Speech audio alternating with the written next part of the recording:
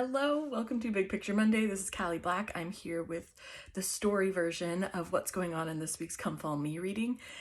So that way you don't have to focus on comprehension, and I think you might especially need this one this week because we are flying through the book of Numbers.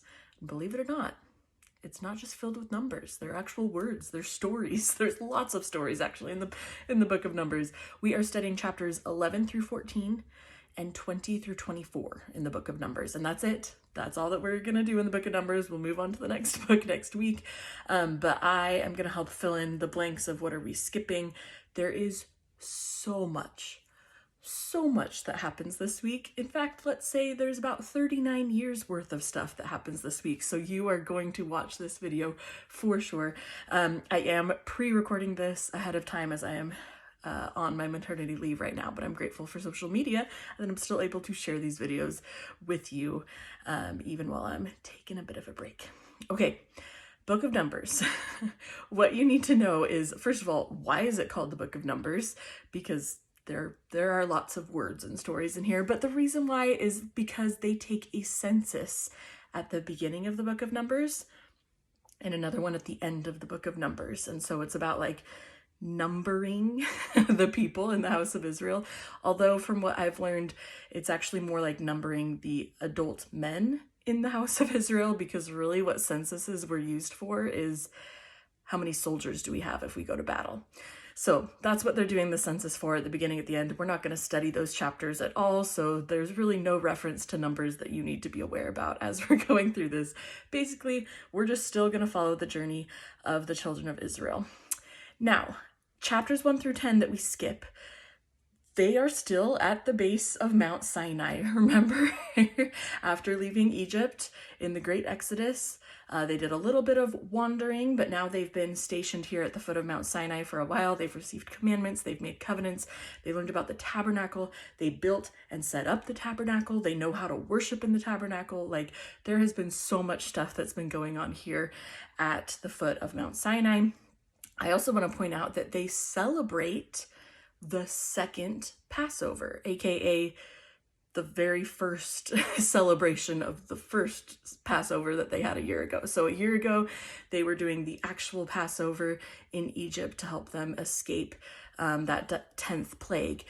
And now they're having the first celebration of the Passover. So it's called the second Passover. So now we have officially been gone from Egypt for a year, and we skip over that. And then the Lord tells the children of Israel, it's time to get moving. You've been here for about a year, time to get moving. And he teaches them how to move, especially how to move the tabernacle that they just constructed. Well, not just, but they had constructed and they had been worshiping there.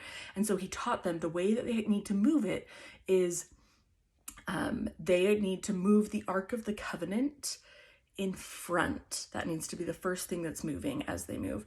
Now remember, the Ark of the Covenant is that gold-plated chest that's in the Holy of Holies. Only the high priest enters there once a year when the tabernacle is set up. They do not touch the Holy of Holies itself, the Ark of the Covenant itself. It has little rings that they put rods through, and that's what the priests carry it on. Remember, the priests are only from the tribe of Levi, right? Aaron is the high priest, and all the other priests are Levites. So Levites carrying the Ark of the Covenant should be the first thing as they travel, and then everyone else comes behind them. So the Lord teaches them that, and they start to head towards the Promised Land. Of course, that's where they're going. Remember, the Promised Land is Canaan. Promised Land, Canaan, same thing, okay? So they're heading towards Canaan. Here we go. Like, it's only been a year. They're ready to enter. We're going to see a few plot twists coming up pretty soon here. So let's jump into the chapters we do study. Chapter 11 is the first one we study, and we see the Israelites are wandering towards the land of Canaan. And in this, they start to complain about the manna. It's really not filling them up. They want some meat. They want something more substantial than the manna. The Lord sends some fire, but then he also sends a huge storm, like a storm of quail for them to eat, and they eat for a month, about a month's worth of quail that he sends. And then we also learned that Moses is really struggling with a lot of the tasks that he has and trying to do it all. And the Lord says, you need to call 70 elders of Israel. And so he does, and Moses is able to delegate a little bit more. We see this kind of over and over. It makes me think Moses is the type of guy who just wanted to do it all by himself and needed a lot of reminders. Hey, you can ask other people to help you. Don't we all need that reminder sometimes? Okay, so they're wandering, they're getting a little more humbled again, not relying on the manna. And then in chapter 12, we learn that Aaron and Miriam start to complain against Moses as well. Remember, these are his older siblings. Aaron's the high priest, Miriam's a prophetess, and both of them start to complain against Moses. And the Lord corrects them so quickly and testifies that Moses is a prophet of God, and that he is leading them in the right direction. And Miriam actually gets cursed with leprosy just for 7 days, and then she gets healed with that afterwards. Okay, so chapter 13, they've made it. They are right outside of the land of Canaan, right outside of the promised land. This is it. They're here. And before they enter into the promised land, one thing that's very typical for the time is that they would send out spies to go kind of scout out, like who's there. Do they have a lot of people? What's the land like? And so Moses gets 12 spies, one spy from each tribe, and he sends them out and he says, go tell us what the promised land is like. What is Canaan like? What do we need to prepare for? Like, we assume there's going to be a battle, but like, what do we need to know? So he sends them out. They are gone for 40 days. 40 days. When they return, they all give glowing reports of the promised land. They're like, it is flowing with milk and honey. It's a beautiful place. It is amazing. But 10 of the spies then go on to say, but the Canaanites who live there are so numerous and so mighty, we will literally never be able to conquer them. We're doomed. There is nothing we can do. We will not be able to enter the promised land because they will just absolutely destroy us. And one of the other spies who does not give this kind of doomsday report, his name is Caleb. And he immediately bears his testimony of, listen, it's going to be tough. They have a huge army and there's lots of people there and there's lots of different places, but we can do it. We've got the Lord on our side. And so in chapter 14, the final chapter of this first chunk that we're studying, the Israelites freak out. Like, this is not murmuring anymore. This is, why did God bring us out of Egypt right to the edge of the promised land, and we're never going to be able to enter because the Canaanites are so mighty and we will never defeat them? And they are convinced that this is absolutely true. And Caleb, and we learned that the other faithful spy is Joshua. Remember, Joshua was that military leader when Moses held his hands up. Joshua and his troops would win, and when he raised his hands down, when he put his hands down, Joshua would start to lose. So anyways, we know that Joshua has been some sort of leader or, close to Moses this whole time.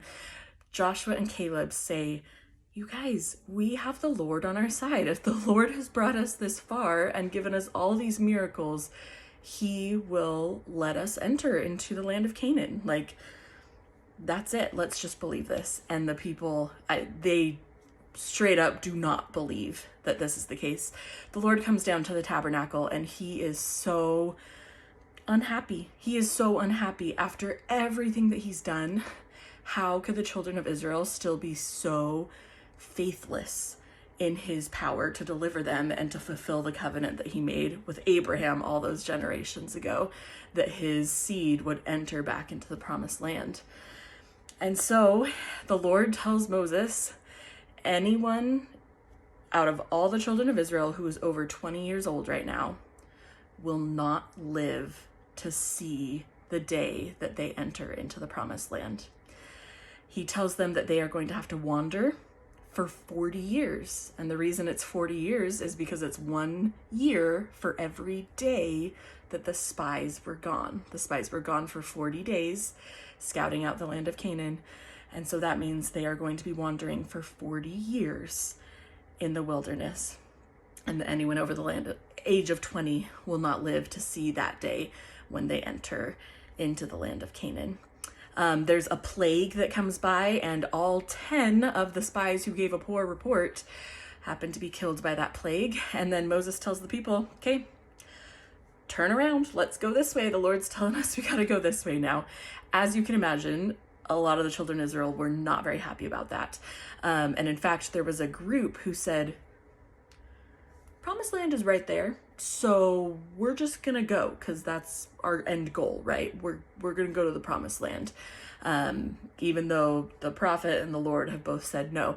And so they go to the Promised Land, and they are all killed. Anyone who tried to enter on their own was killed immediately by the Canaanites and their troops. So that's it for the first part of the story. We skip chapters 15 through 19, which basically cover all of those 39 years. I know, it's crazy, right? I don't think I ever realized that. I don't know that I've really ever studied the book of Numbers since seminary. So 15 through 19, all 39 years, and we're skipping them.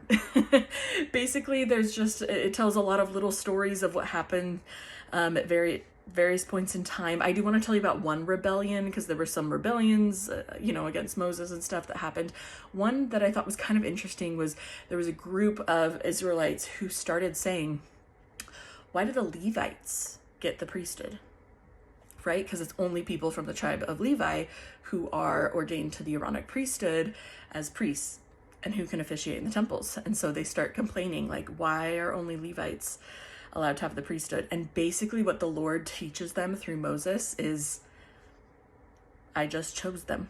I chose them. They have been chosen to hold the priesthood right now.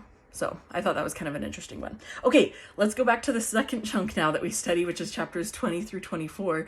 And basically, by the time we're in chapter 20, they are now 39 years later, which is also plus the year that they were at Mount Sinai, right? So 40 years of wandering since they've left Egypt. They are now almost back to the Promised Land. Look at that. We just fast forwarded there. Almost to the Promised Land. And at this point, we learn that Miriam dies, right? Moses' older sister. This has been 40 years. Then we also learn that the children of Israel start to murmur for water. The story's kind of interesting. And the Lord tells Moses, okay, I want you to take your rod, go over to a rock, call everyone around you, speak to the rock, and then the rock will give water. So Moses and Aaron gather everyone around them, and Moses goes over to a rock, and he takes his rod and he smites the rock with his rod, and water comes out, and they get water. But afterwards, the Lord is very, very upset with Moses for not following exactly. I'm going to assume there's some other nuanced differences as well.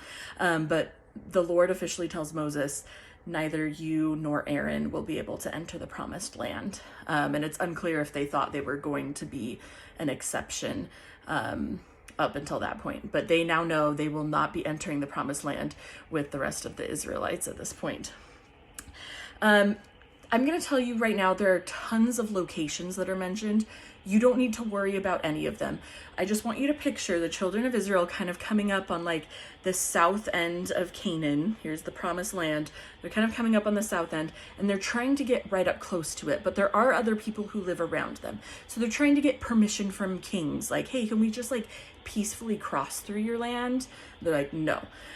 So they're like, okay, I guess we'll walk around over this way. So they're having to walk along the border of Canaan, trying to find a place where they can get right up close to it so that they can get their next directions on how they're actually going to enter the battle. We also learn that Aaron dies. Aaron dies, and he passes on his role of high priest to his son, Eleazar. Yes. So Aaron passes that on to his son. Chapter 21, the king of Canaan comes to battle. They're able to defeat him. They're defeating other places as well. Like I said, don't worry too much about the specifics. It's just a lot of kind of battles to get them to where they need to be. There's also a little story in this chapter about the Israelites not being super faithful, and a bunch of fiery serpents were sent to them. And the Lord told Moses, you need to make a brass serpent, raise it up, and any of the Israelites who look at it will be healed.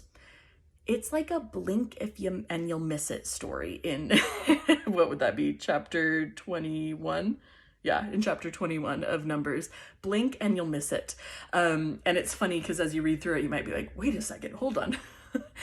I think this is an important story that maybe I've heard in many talks and lessons. And that's because Book of Mormon prophets talked about this all the time, right? We know that part of the brass plates that Nephi got were these books of Moses, right? And so we know that he had the Book of Numbers with him and he learned about this, and that's what Book of Mormon prophets then taught about. So obviously we can learn from it, but it goes over it super quickly. Okay, and then that's kind of where we end. We end with the Israelites being victorious in random little battles, just trying to make their way up to where they need to be in order to hopefully enter the promised land soon. And then we end, the last 3 chapters are kind of a totally random story, but I love it. So we're going to talk about in chapter 22, the king of Moab, and his name was King Balak, B-A-L-A-K. And King Balak is the king of Moab, and he sees the Israelites coming, and he has heard what they've been doing in other places. He knows that they're being successful. And so he panics a little bit, like, what do we do? How do I keep my people safe? And he says, wait a second, I know of a prophet. Let me call on a prophet whose name is Balaam, B-A-L-A-A-M. I'm going to go call on Balaam, and maybe he can come and curse the Israelites with the cursing of God and keep my people in Moab safe. So he sends a whole bunch of his princes over to find the prophet Balaam. And Balaam, being a prophet, when they ask him to come curse the Israelites, he prays to the Lord and says, okay, should I go do this? And the Lord's like, no, don't curse the Israelites. That's not the way to do it. And so he says no. But King Balak will not back down. He keeps sending people to go and try and convince Balaam, the prophet, you've got to come. And finally, Balaam gets to the point where he's like, okay, I will go, but I still am only going to do what God says. Like, that's it. And so Balaam, the prophet, gets on a donkey and he starts riding to go to the king. And while he's riding on his donkey, there is an angel of the Lord who comes to try and block the donkey's way. But Balaam can't see the angel.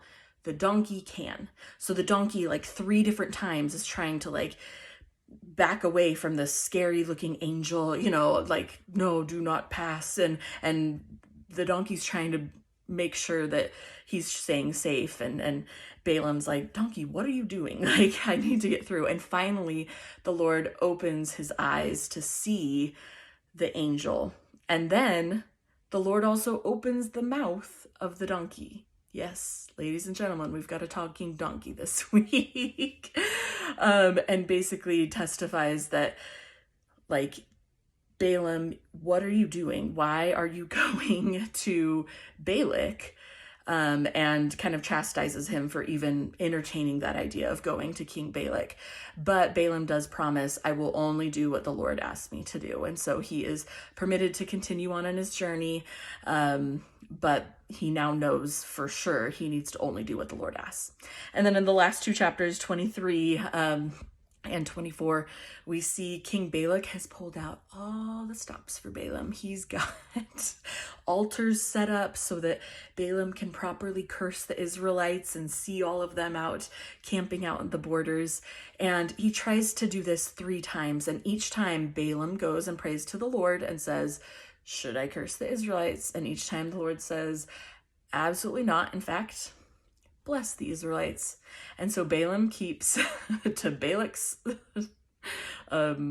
unhappiness, he keeps blessing the Israelites instead of cursing them. And in that final chapter, chapter 24, Balaam gives one final blessing to Israel. And King Balak is like, okay, we're done. I get it. You're not going to be helping me here. And Balaam testifies of Christ and says, this is it. Like, I'm doing only what my Savior tells me to do. And then he heads back home. That's where we end up. So kind of like a random little story about the king of Moab thrown in there with good old prophet Balaam. That's it. this is a long one, so hopefully you're able to go through and understand what is going on in the book of Numbers, but it's really good. And in fact, we skip a whole bunch of chapters at the end of Numbers because we end in chapter 24, but there's 36 chapters. Basically, what you need to know is it's still the Israelites just trying to get to where they need to be so that they can enter into the land of Canaan. And we're going to study a lot of that next week in the book of Deuteronomy. So there's a lot of overlay. And so we're going to get that next week in Deuteronomy. But this is it. We've covered 39 years of history here pretty quickly. And the Israelites now, it looks like, are getting poised to actually enter the promised land after wandering around for 39 years. As for personal focus question, I think mine is going to be around that concept of manna. I know we've been learning about manna for the past few weeks, but the Israelites really get ungrateful for their manna this week. And so I want to think, we talk about manna in terms of symbolic, like, oh, it's that I'm supposed to be reading my scriptures each day and praying each day and serving each day and loving each day, all these things. But am I losing my gratitude for those things? Do they seem just like a checklist? Like, yeah, I've got to go eat my manna for today so I don't die. Is that just like a checklist that I'm trying to make? Or do I feel grateful for the opportunity to read my scriptures and say my prayers and go serve someone each day? Whatever it is, how can I make sure that I'm keeping my gratitude for the opportunities for daily manna that I have? No one's force feeding it to me. So am I grateful for it? I'm going to think about that this week. Okay, hope you have a great week studying the book of Numbers, and happy studying.